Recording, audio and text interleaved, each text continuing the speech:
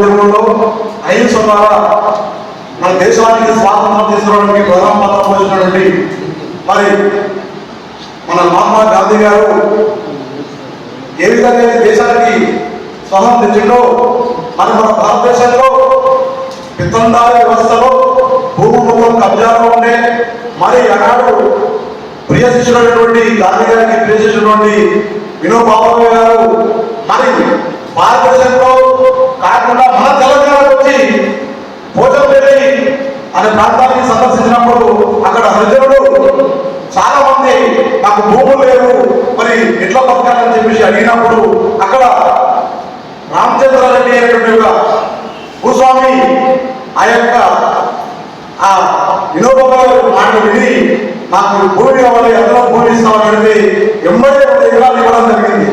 అప్పుడు ఒక చరిత్ర అది 1951 1951 ఒక చరిత్ర. మరి ఈనాడు కబ్జా ఎక్కువైపోయారు దేశంలో, ఈ రాష్ట్రంలో మరీ ఎక్కువైపోయారు. మరి ఏమైతుంది దేశంలో?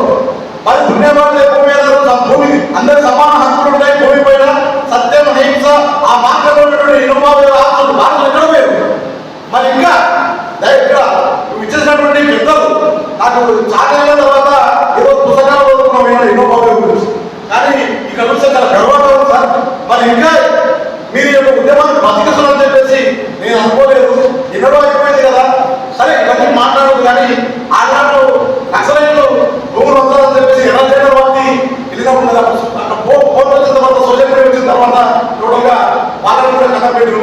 మరి ఇప్పుడు నిజంగా నిజమైనటువంటి వారసులు ఆనాడు మహనీయులుగా ఉండి కూడా ఈ రోజు దరిద్రానికి ఒక వచ్చిన తర్వాత భూమి మొత్తం యువత చేతికి వెళ్ళిందో మీ అందరూ తెలిసిన విషయం. మన విధంగా దళితుల భూములు, గిరిజనుల భూములు, బడుగు బలహీన బీసీల భూములు ఎంత అన్ని గ్రామాలలో ఈ సమస్య ఉన్నది. మరి దీనిపైన పోరాటం చేసే సిద్ధాంతం రామలేదు గారు నాకు ఒక మాట రావడం జరిగింది. ఎందుకంటే చిన్న నుంచి ఆ సిద్ధాంతంతో ఉన్నాం కాబట్టి మేము ఇంత ధైర్యంగా మీరు నాకు సహకరిస్తే ఈ యొక్క తాలూకులో కానీ జిల్లాలో కానీ ఎక్కడున్నా మేము అండగా మీకు వస్తాము సార్. ఎందుకంటే నిరుపేదల నిరుపేదలు నిజంగా వాళ్ళ భూమి ఉంటే ఖచ్చితంగా ఇప్పించిన బాధ్యత మనం తీసుకోవాల్సిన బాధ్యత మనకు ఉన్నది. మరి అక్కడ సర్వోదయ అందరి సర్వోదయాన్ని పేరు పెట్టాలంటే అందరి అభ్యున్నతి, మరి అందరూ బాగుపడాలి, అందరూ ఎదుగుదల ఈ కాన్సెప్ట్ తెలంగాణ సర్వోదయ మండలం మరి పెట్టడం జరిగింది కాబట్టి ఆనాడు మరి ఇప్పటి కూడా మరి మంది ఎంతమంది నుంచి ముఖ్యం కాదు ఆ సబ్జెక్ట్ ఎక్కాలి. అందరికీ మనం కూడా 10 మందికి చెప్పాలి. ఆ గ్రామాలలో ఎక్కడైతే భూములు విధంగా ఎవరైతే ఆక్యుపై చేస్తున్నారో వాళ్ళ నుండి నిజాయితీగా వాళ్ళ నుండి మనం ఇప్పించే బాధ్యత తీసుకోవాలని చెప్పేసి కోరుకుంటూ నాకు చిన్న అవకాశాన్ని సద్వినియోగం చేసుకుంటూ మరి తెలంగాణ సర్వోదయ మండలి సభలు ఇంకా ఈ కలపతలకు ఇంకా ఇప్పుడు కనీసం 2-3 నెలల జరుగుతుంటే పాపం భూపాలకు చాలా మంది ఉన్నారు.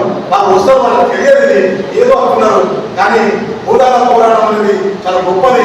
మనం కూడా మనం కొంచెం తింటూ కాదు, అహింస మార్గంలోనే సత్యం మార్గంలోనే భవిష్యత్తులో ఇలాంటి కార్యక్రమం జరుపుకొని సామాజిక చైతన్యం తీసడానికి మనం అందరం ముందుండాలని చెప్పేసి కోరుకుంటూ నాకు ఇచ్చిన అవకాశం పొందుతున్నాం.